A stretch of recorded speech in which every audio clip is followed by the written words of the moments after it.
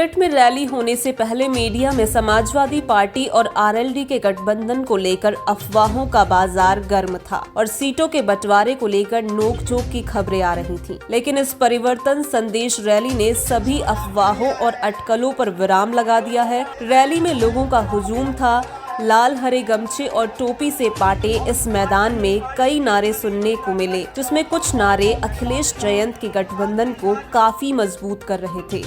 जनता नारे लगा रही थी, लाल का इनकलाब होगा, 22 में बदलाव होगा। अखिलेश जयंत जिंदाबाद भी खूब चर्चा में रहा। रैली के दौरान दोनों युवा नेताओं ने बीजेपी पर जमकर निशाना साधा। अखिलेश यादव ने योगी सरकार को ललकारते हुए कहा कि इस बार पश्चिम में बीजेपी का सूरज हमेशा के लिए डूब जाएगा। नौजवान साथी जयंत चौधरी की मंच पर उपस्थित समाजवादी पार्टी के प्रदेश के अध्यक्ष अखिलेश ने कहा कि इस बार किसानों का इनकलाब होगा और 22 में बदलाव होगा। वहीं जयंत चौधरी ने ऐलान किया कि सरकार बनने पर मेरठ में शहीद किसानों का स्मारक बनवाया जाएगा। पश्चिम यूपी के सियासी गणित देखें तो कृषि कानूनों के कारण पश्चिम उत्तर प्रदेश के जाट बहुल इलाके में काफी हद तक भाजपा के खिलाफ राजनीतिक जमीन तैयार हो गई है और अब आरएलडी और समाजवादी पार्टी दोनों ही अपने पक्ष में बने राजनीतिक माहौल को कायम रखना चाहती है। जब तक चौधरी चरण सिंह थे, पश्चिम में रालोद का रुतबा बहुत रहा, लेकिन 2010 के बाद से रालोद बिल्कुल हाशिए पर जाने लगी। लेकिन इस बार किसान आंदोलन पश्चिम में रालोद के लिए सियासी संजीवनी बनकर आई है। साथ ही अजीत सिंह की कोरोना से मौत की सहानुभूति भी है। पश्चिम के किसान आंदोलन में अधिकतम भागीदारी जाटों की रहती है और आजकल जाट दिल्ली में चौधरियों की चौधराहट वापस मिलने की बात कर रहे हैं।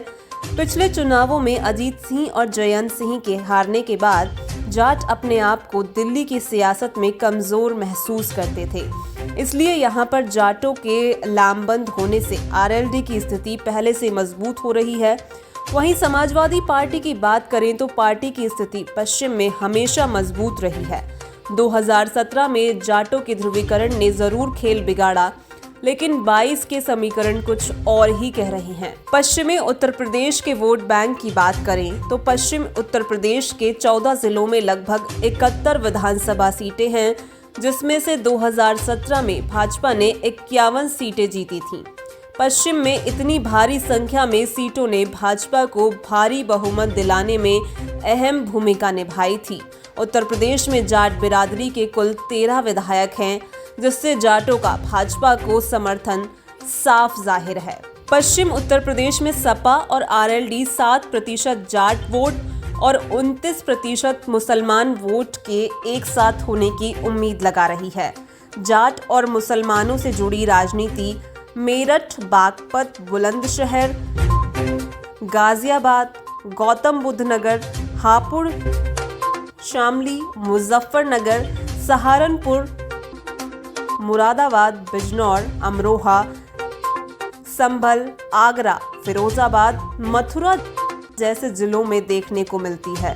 लेकिन अब कृषि कानूनों की वापसी के बाद सरकार से नाराज जाट वोटरों को भी रालोद सपा का साथ मिलना लगभग तय है।